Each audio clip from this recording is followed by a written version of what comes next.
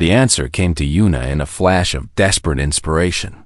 "The evidence," she said, her fingers already flying across her datapad. "We do not need to reach the assembly in person. We just need the galaxy to hear the truth. An emergency broadcast?" Velthari asked, immediately understanding. "The Council would jam any signal from our ship." "Not if we broadcast on every frequency simultaneously." Yuna replied, "I built redundancies into my files. Each copy contains a self-propagating transmission protocol. Once activated, it will spread through every communication network in range." The plan was audacious and terrifying if it worked. The evidence would reach billions within minutes if it failed. They would die having accomplished nothing. "The hegemony will fire on us the moment we begin transmitting," Velthari warned. "We will have seconds at most." Yuna looked up from her datapad, and her eyes held a calm that seemed impossible given their circumstances. "Then we make those seconds count," she said simply. Velthari felt something shift inside her chest. A warmth spreading through the cold places she had carried for so long. This human, this fragile creature with her short lifespan and soft skin, possessed a courage that put the mightiest Sindari warrior to shame. "I am honored to have known you," Velthari said quietly. "Whatever happens next." Yuna reached out and took her hand. "We are not done yet," she said. "But I am honored too." They turned back to their respective tasks, Velthari preparing the ship for one final desperate maneuver while Yuna activated the broadcast the moment the transmission began. The hegemony ships responded exactly as predicted. Weapons fire lit up the void, streaking toward them with deadly accuracy. Velthari threw the ship into a spiral that pushed both of them to the edge of consciousness. Explosions rocked the hull as shields failed and armor buckled, but the broadcast continued, spreading outward in an unstoppable wave across the galaxy. Screens flickered with the faces of 3 hegemony council members. Documents scrolled past, detailing decades of corruption and murder. Voice recordings played, capturing the conspirators discussing their schemes in their own words. The truth could not be contained, could not be denied, could not be silenced, and the galaxy was watching.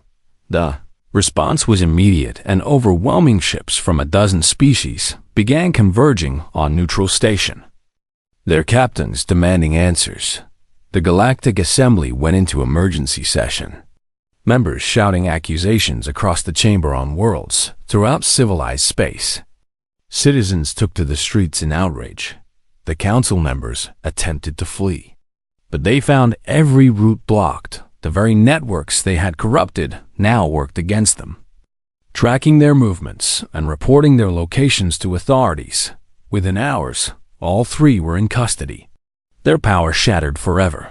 But Velthari and Yuna knew none of this. Their ship drifted in the void, engines dead, life support failing. Velthari had taken a piece of shrapnel to her side during the final attack, and green blood pooled beneath her on the deck. Yuna knelt beside her, pressing a makeshift bandage against the wound with hands that trembled. "Stay with me," she begged. "Help is coming." "Did it work?" Velthari asked, her voice barely a whisper. "Did the broadcast reach them?" "It worked," Yuna assured her. "The whole galaxy heard it. Everyone knows the truth." Velthari managed a weak smile. "Then it was worth it," she said. "Whatever happens to me, it was worth it." "Nothing is going to happen to you," Yuna said fiercely. "You are going to survive, and we are going to build something better together. You promised me you would try." The memory of that promise cut through the fog of blood loss. Velthari had promised to become someone new, to live rather than simply exist. She had found something worth fighting for, worth dying for, worth living for. She could not give up now. "I will try," she whispered. "I promise." The rescue ships arrived 17 minutes later.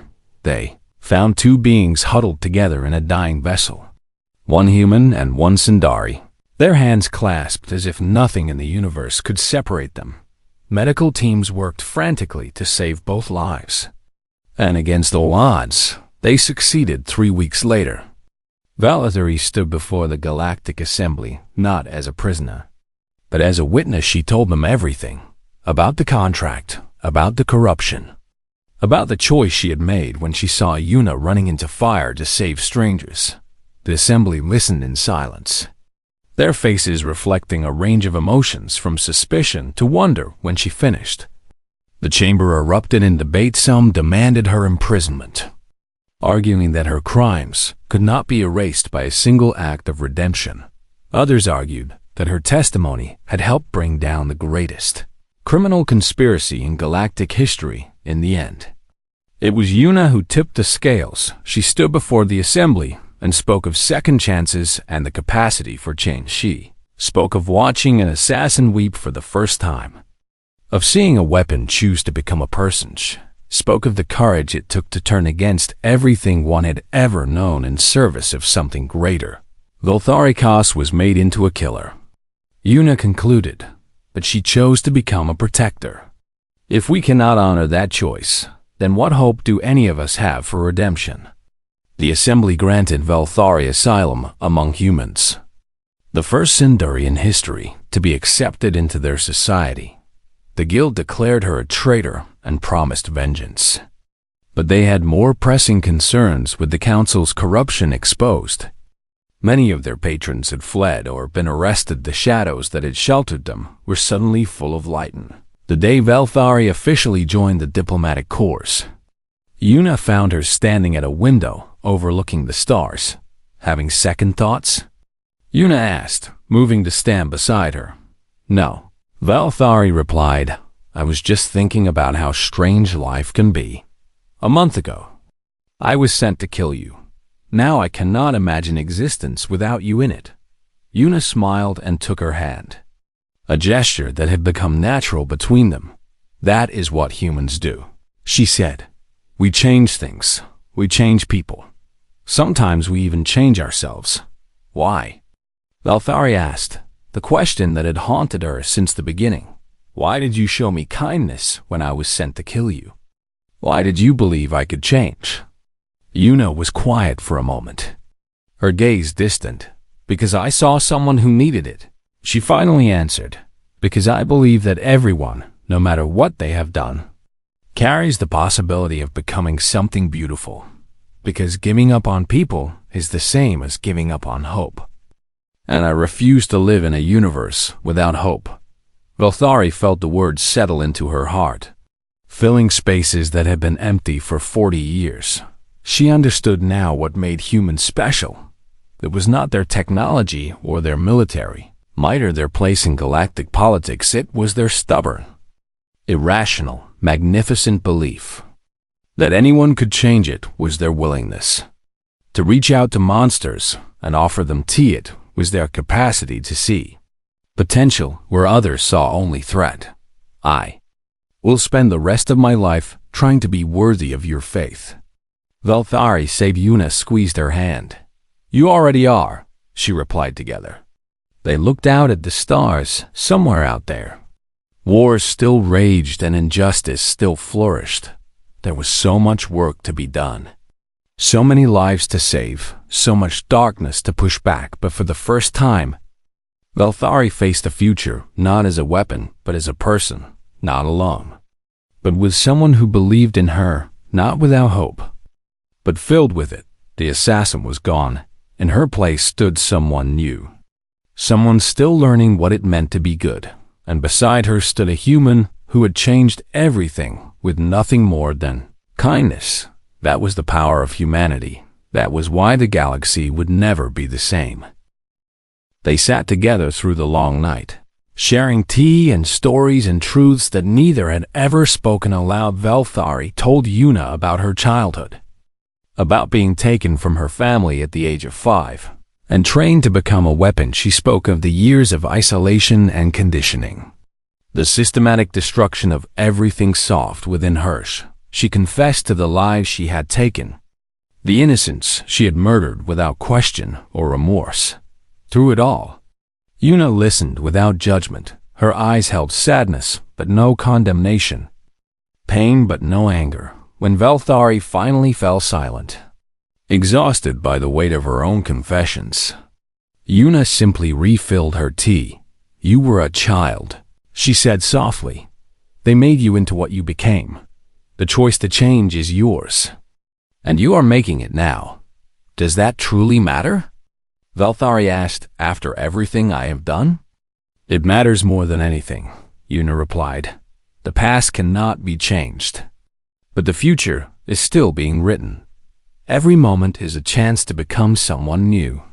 Dawn found them still talking, plans taking shape between them like structures built from shared determination, explained her evidence in detail.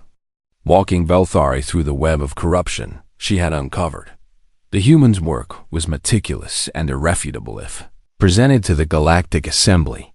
It would bring down 3 of the most powerful beings in existence, but getting to the Assembly was the problem. Gathering was being held on Neutral Station, a massive construct at the center of civilized space. Between Europa and Neutral Station lay countless opportunities for interception. The Council would have agents watching every route, every ship, every possible approach. "We need a vessel that can avoid detection," Velthari said, her tactical mind already working the problem. "Something small and fast." "Your ship?" Yuna asked. "It got you past our security systems. It would serve, but they will be watching for it now. My failure to complete the contract will have been noted by now. The guild knows I have betrayed them."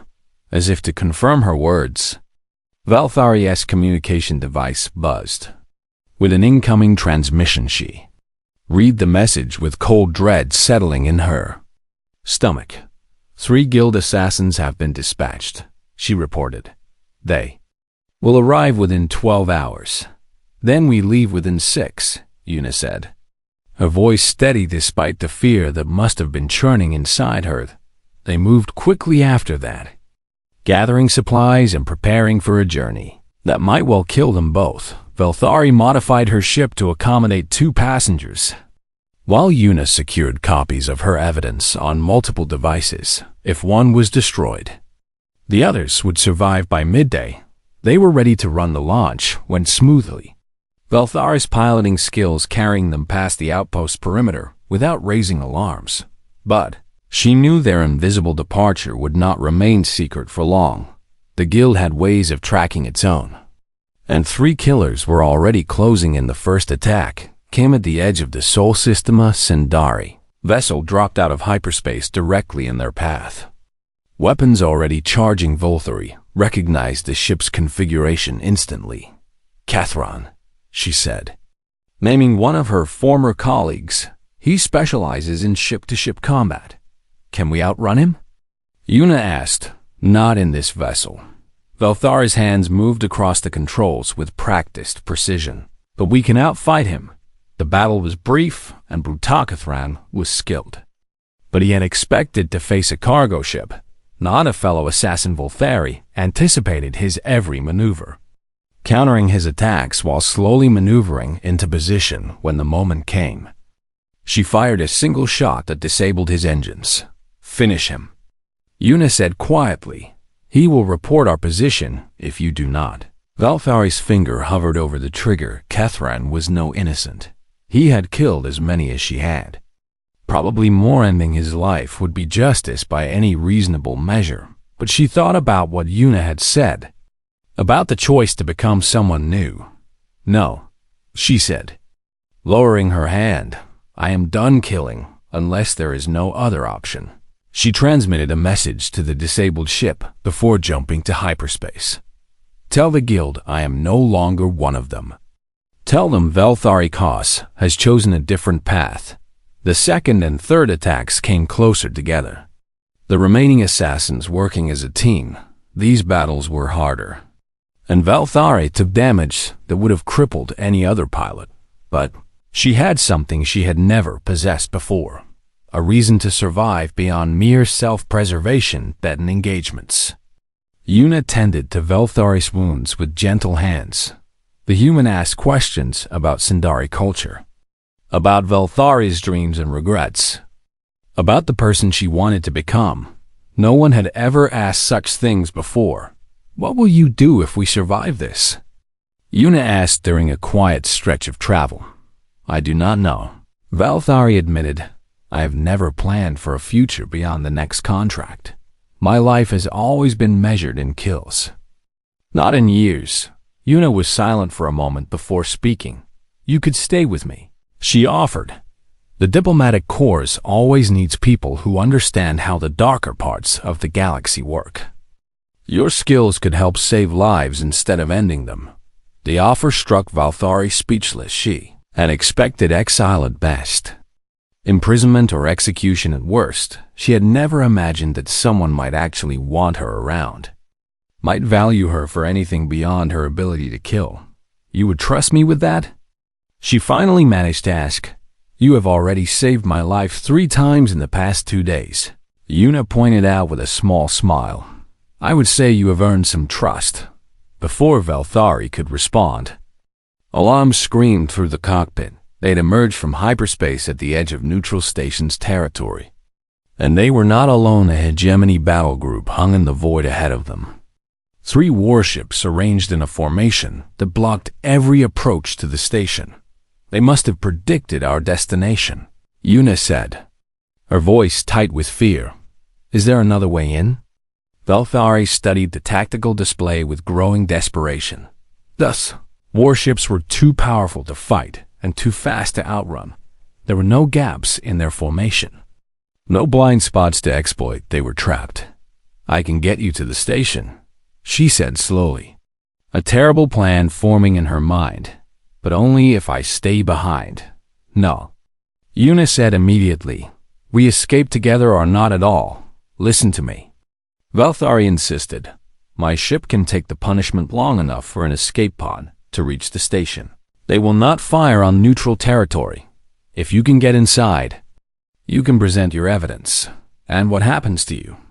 Valthari did not answer, and her silence spoke voluminous. Yuna seized her arm, forcing the assassin to look at her.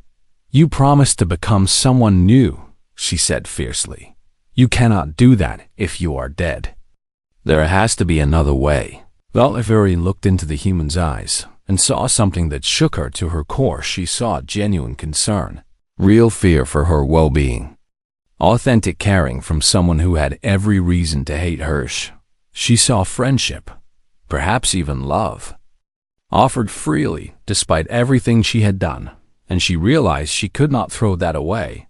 Then help me think, she said. Help me find a way for both of us to survive. They bent over the tactical display together. 2 beings from different worlds, searching desperately for hope. The hegemony ships drew closer. Their weapons charging time was running out, but for the first time, Valthari faced death with something other than cold acceptance. She faced it with the fierce desire to live, to see what the future might hold, to discover who she might become. She faced it with hope. The deeper Valthari dug into Yuna's files, the more disturbing the picture became. Not disturbing because of what she found about the human, but because of what she discovered about her own employers buried in encrypted transmissions and carefully hidden data packets. Valthari found the truth behind her contract. Yuna ECO was not a threat to galactic stability. She was a threat to the corrupt politicians who profited from instability. The evidence was damning and undeniable.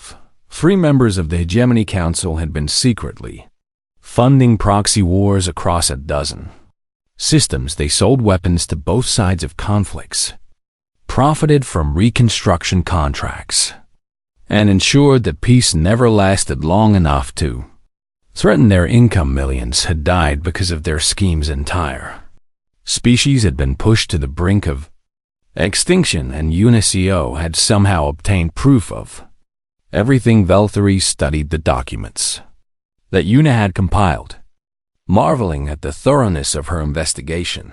The human had spent years gathering this evidence, piecing together a conspiracy that spanned the galaxy. She had trusted no one with her findings, knowing that the Council had eyes everywhere. Her plan was to present the evidence directly to the Galactic Assembly, bypassing the corrupted channels that would have buried it if she succeeded.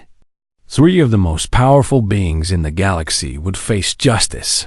If she failed, countless more wars would be engineered. Countless more innocents would die, and Valthari had been hired to ensure she failed.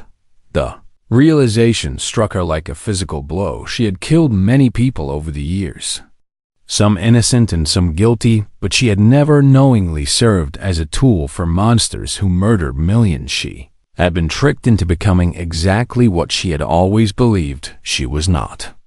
A weapon of true evil. For a long moment, Valthari sat in the darkness and examined her own soul. It was not a pleasant experience. She thought about the children orphaned by wars she had helped prolong. She thought about the refugees driven from their homes by conflicts she had enabled. She thought about all the Eunice who had lost everything because beings like her asked no questions the Sindari were trained from birth to suppress. Emotion feelings were weaknesses, vulnerabilities that enemies could exploit. Valthari had embraced this teaching completely, building walls around her heart that she believed were impenetrable. But those walls were crumbling now, and what lay beneath them was something she had never expected. Shame. The word felt strange in her mind, an emotion she had never experienced with such intensity. She was ashamed of what she had become, ashamed of the lives she had taken, ashamed of the suffering she had caused, and beneath the shame was something even more unfamiliar. Hope, perhaps. It was not too late to change. Perhaps she could become something other than what she had been made to be. Perhaps, if she was brave enough, she could choose a different path. The thought was terrifying in its implications. Leaving the guild meant death. No Sindari assassin had ever betrayed their contracts and lived to tell of it. Their own kind would hunt her across the galaxy, and they would never stop until she was dead. But death was coming for her eventually. Regardless, the only question was what she would do with the time she had left. Would she continue serving evil, or would she finally stand against it? The decision was made before she fully realized she was making it. Valthari gathered her equipment and began making her way through the maintenance tunnels toward Yuna's quarters. She moved silently, avoiding patrols and security systems with practiced ease. Within the hour, she stood outside the human's door, her heart pounding with an emotion she eventually recognized as fernet fear of death. But fear of rejection. What if Yuna did not believe her? What if the human saw only the assassin and not the being struggling to become something better? What if she was too late, too damaged, too broken for redemption? There was only one way to find out. Valthari disabled the door's lock and stepped inside. Yuna was asleep at her desk, having apparently collapsed from exhaustion while working the photograph Valthari had seen before sat nearby. Now visible in full, it showed a human family gathered for some celebration, their faces bright with joy. Yuna was among them, younger and unmarked by grief, surrounded by the people she had lost. The sight of it made Valthari's throat tighten. "I know what that feels like," she whispered, speaking to herself as much as to the sleeping human. "I know what it means to lose everything." Yuna stirred at the sound, her eyes opening slowly. For a moment, confusion clouded her features as she tried to understand what she was seeing. Sindari stood in her quarters, scales dark as shadow, yellow eyes gleaming in the dim light. Everything about the intruder screamed danger, but instead of reaching for the alarm or crying out for help, Yuna simply sat up straighter and met Valthari's gaze. "You have been watching me," she said quietly. "I noticed the surveillance equipment 3 days ago." Valthari blinked in surprise. "You knew?" "I suspected," Yuna replied. "I have many enemies, and I have learned to pay attention to shadows that move when they should not." "Why did you not alert security?" Yuna smiled slightly. "Because you have not killed me yet, which means you either cannot or will not. I am trying to understand which it is." The human's perception was remarkable. Valthari felt something like respect stirring in her chest. "I was sent to kill you," she admitted, seeing no point in deception. The contract came from the Hegemony Council. They want to stop me from exposing their crimes. Yes, Yuna nodded slowly, unsurprised by this information. And yet here you are, standing in my room, having a conversation instead of completing your mission. Why is that? The question struck at the heart of everything Valthari had been struggling with. She opened her mouth to answer, but the words that emerged surprised her. Because you wept for the Torvan you could not save, she said. Because you ran into fire for strangers. Because you have every reason to hate the universe. And instead you try to heal it. Yuna's expression softened. Come, she said, gesturing to a chair across from her desk. Sit down. Tell me your name. Valthari hesitated, every instinct screaming that this was a trap, but she had already crossed too many lines to turn back now. She said, My name is Valthari Kos, she said, and I believe you need to know that if I fail to kill you, others will be sent. The hegemony does not forgive. Yuna reached across the desk and did something that shocked Valthari to her core. She took the assassin's scaled hand in her own and squeezed gently. Then I suppose we should work together, she said. Would you like some tea while we figure out how to survive? Valthari stared at their joined hands, unable to comprehend what was happening. No one had ever touched her with kindness before. No one had ever offered her tea. No one had ever looked at her and seen anything but a monster. Why? She managed to ask, Why would you trust someone sent to kill you? Yuna's smile held a warmth that Valthari had never experienced. Because everyone deserves a chance to become something better, she said. Even those who have done terrible things. Especially those who have done terrible things. The words pierced through every wall Valthari had ever built, and for the first time in 40 years, the assassin felt tears forming in her eyes. 5 more days passed, and Valthari found herself no closer to pulling the trigger. She told herself this was simply professional thoroughness, that understanding her target would lead to a cleaner operation, but the lie grew thinner with each passing hour from her hidden position. She watched Yuna Siso move through her days with a dedication that bordered on obsession. The human worked 18 hours or more, pausing only for brief meals that she often ate. While reading reports, she mediated disputes between species that had been enemies for longer than humanity had possessed. Fire, she listened to complaints from merchants, refugees, and diplomats with equal patience, and she never seemed to tire of it. Never seemed to lose faith in the possibility of peace. Valthari found this baffling. The Sundari understood ambition and self-preservation. The understood the accumulation of power and the elimination of rivals, but this selfless dedication to the welfare of strangers made no sense to her. What did Yuna gain from helping others? What reward could possibly justify such exhausting effort? The answer came on the 6th day.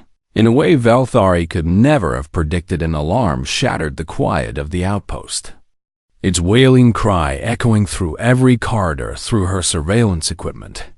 Valthari learned that a reactor in the lower levels had suffered a critical malfunction. The section at risk housed nearly 200 Torvan refugees, members of a species that most of the galaxy considered worthless. The Torvan were small and physically weak. Refugees from a homeworld destroyed by war. They possessed nothing of value, contributed little to the galactic economy, and were tolerated only because exterminating them would cause political complications. Velachich watched the evacuation efforts with detached intra-security teams were guiding people away from the danger zone. Their movements efficient but unhurried. There was no urgency in their actions. No desperation after all. They were only Torvantan. She saw Yuna running against the flow of evacuees, pushing past security officers who tried to stop her. There are still people inside, Yuna shouted, her voice captured by Valthari's audio sensors. The emergency doors sealed before everyone could get out. The reactor could breach at any moment. A security officer replied, "We cannot risk more lives for a few Torvan." Yuna did not argue further. She simply ducked under the officer's arm and sprinted toward the sealed doors. Thari watched in disbelief as the human woman reached the emergency barrier and began working. The manual override sparks flew from damaged circuits, and smoke was already seeping through the seams. This was suicide. Plain and simple. No rational being would risk their life for strangers of another species, especially strangers that the galaxy had already written off as expendable. But Uniseo was apparently not a rational being.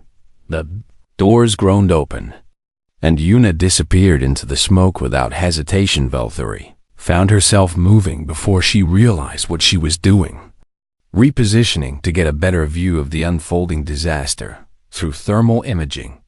She tracked Yuna's heat signature as it moved through the compromised section. The human found the trapped Torvan huddled in a storage compartment. A family of 7, including 3 children. The adults were injured, unable to walk, and the children were too small to carry them. Any logical assessment would conclude that saving them was impossible. Una began dragging them out one by one. She carried the children first, sprinting through corridors filled with toxic smoke and failing systems. Then she returned for the adults, pulling them across the floor when she could not lift them. Her hands blistered from contact with superheated surfaces, her lungs filled with poison that would have killed a Sindari in seconds. But she kept going, kept fighting, kept refusing to leave anyone behind. By the time she pulled the last survivor through the emergency doors, the reactor had begun its final cascade.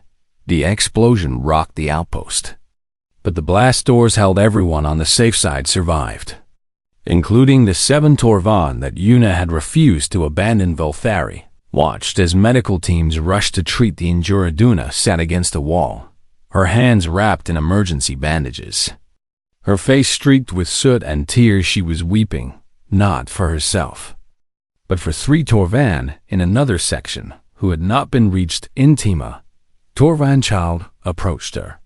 One of those she had saved, the little one, climbed into Yuna's lap and wrapped thin arms around her neck. "Thank you," the child whispered in broken common. "Thank you for saving my family." Yuna held the child close, her burned hands trembling as she stroked its back. "I'm sorry I could not save everyone," she said, her voice cracking with grief. "I am so sorry." Valthari lowered her surveillance equipment and sat back in the darkness of her hiding place. Her thoughts were churning with emotions she had no names for. She had killed innocents without remorse. She had ended lives for money without feeling anything at all but watching. This human risk everything for creatures the galaxy considered worthless had awakened something inside her. It felt like hunger, but not for food. It felt like thirst, but not for water. It felt like longing for something she had never known and could not identify that night. Valthari broke the most fundamental rule of her profession. She accessed Yuna's personal files, not to find weaknesses to exploit, but simply to understand. She needed to know what made this human so different from everyone else she had ever encountered. The files painted a picture of loss and determination.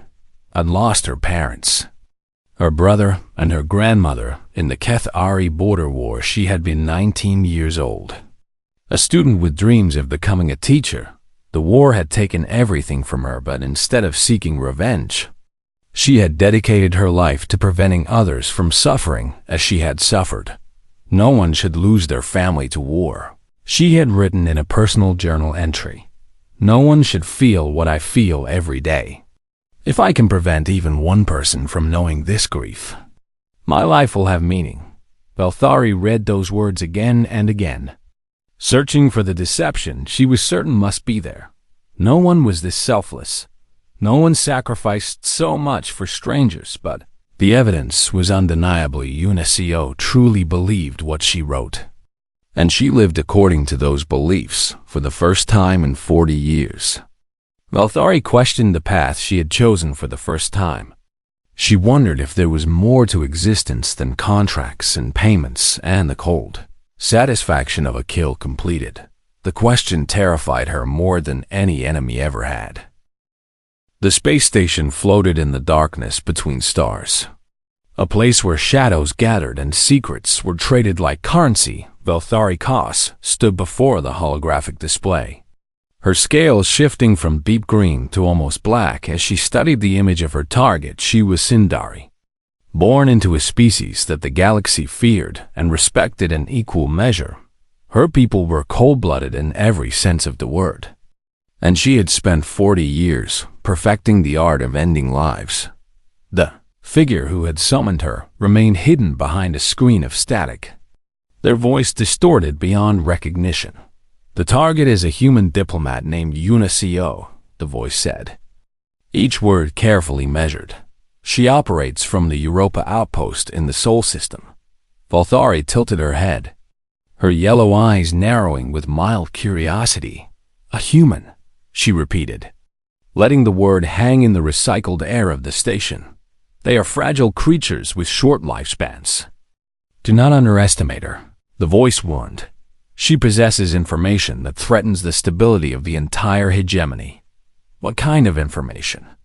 That is not your concern, the voice replied sharply.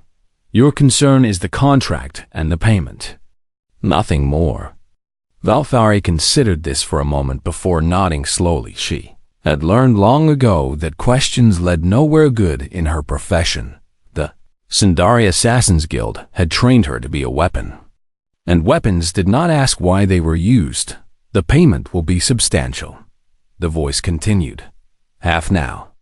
Half upon confirmation of the kill. A number appeared on the display, and even Valthari's cold blood stirred at the sight of it. This was enough to buy a small moon. Enough to disappear forever, if she chose. Accepted. She said simply. The transmission ended without farewell, which suited Valthari perfectly. She preferred efficiency over pleasantries within the hour. She had boarded her personal vessel and set course for the Sol system. The journey took several days. Time she spent reviewing every scrap of intelligence available on her target. Unicio was 34 years old. Young even by human standards, she had risen quickly through the diplomatic course, earning a reputation for resolving conflicts that others deemed hopeless.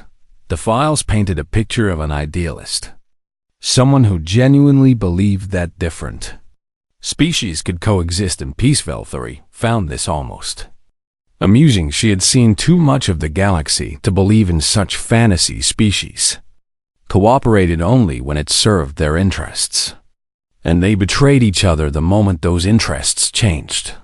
This human would learn that lesson soon enough, though she would not live long enough to apply it. The Sol system greeted Valthari with surprisingly tight security, but she had expected as much. Humans were paranoid creatures, always watching for threats from the darkness. They had good reason. She supposed the galaxy had not been kind to their young species. She slipped past their sensor networks using techniques perfected over decades of infiltration. Her ship was small and designed to absorb rather than reflect scanning beams to human technology. She was nothing more than a shadow passing through their territory. Europa hung in the void like a pale jewel, its icy surface cracked and scarred by the colony that humans had carved into its flesh. The outpost was larger than Valthari had expected, home to several thousand inhabitants from a dozen different species. Finding one human among so many would require patience. She established herself in an abandoned maintenance shaft overlooking the main diplomatic quarter. From this position, she could observe the comings and goings of everyone who mattered. Her rifle rested beside her, a weapon of exquisite craftsmanship that could end a life from 3 kilometers away for 3 days. She watched and waited. She learned the rhythms of the outpost, the schedules of the security patrols, the habits of the diplomats who scurried between meetings, and She learned about Yuna. The human woman was smaller than Velthari had imagined. With dark hair that she kept tied back in a simple style, she moved with quiet confidence through the corridors of the outpost. Greeting everyone she passed with genuine warmth, Velthari observed her mediating a dispute between Kethari merchants and Torvan traders. Two species that had hated each other for centuries. The argument grew heated, voices rising until it seemed violence was inevitable. But Yuna remained calm throughout, her voice steady and patient as she guided both parties toward a compromise by the end. The merchants were shaking hands with the traders, something Velthari would not have believed possible. Interesting, she murmured to herself. Making a note in her mental file, the human had a gift for bringing enemies together. It was almost a shame, but gift would soon be silenced forever on the fourth night. Velthari found her perfect opportunity. Yuna was working late in her office. Alone and unguarded, the security patrols would not pass by for another 20 minutes. The shot would be clean, the death instantaneous. Velthari raised her rifle and aligned the scope with the window of the office. Through the magnified lens, she could see every detail of her target's face. Yuna was reading something on her display, her brow furrowed with concentration. She looked tired, dark circles under her eyes, suggesting she had not slept properly in days. Velthari's finger found the trigger, the familiar weight of it comforting against her scaled skin. One gentle squeeze and the contract would be fulfilled. She began to apply pressure, her breathing steady and controlled. Then she stopped through the scope. She watched as Yuna set aside her work and picked up a small frame from her desk. It was a photograph. Though Velthari could not see the image it contained, whatever it showed, it made Yuna smile with such profound sadness that something stirred in Velthari's chest. She did not recognize the feeling, and that disturbed her. Yuna pressed the photograph to her heart and closed her eyes, her lips moving in what might have been a prayer or perhaps a promise. After a long moment, she returned the frame to its place and went back to her work with renewed determination. Velacia lowered her rifle slowly, her thoughts churning with unfamiliar confusion. She had killed hundreds of targets over the years, beings of every species and description. She had never hesitated, never felt anything but cold satisfaction at a job well done. But something about this human gave her pause. Perhaps it was the sadness in that smile, a grief so deep it seemed to fill the room. Perhaps it was the way Yuna returned to her work despite that grief, pushing forward when others might have surrendered. Or perhaps it was simply curiosity, a desire to understand this strange creature before ending her existence. Whatever the reason, Velthari made a decision that surprised even herself. She would wait and observe further. The contract had no deadline. After all, a few more days of surveillance would ensure a cleaner kill, a more thorough understanding of any potential complications at least. That was what she told herself as she settled back into the shadows. Deep down, in a place she rarely acknowledged, Velthari knew the truth was far more troubling. For the first time in her long career, she wanted to know her target as more than just a name on a contract. She wanted to understand what made this human so different from all the others she had killed. Question would haunt her through the long night, and she suspected it would not be easily answered.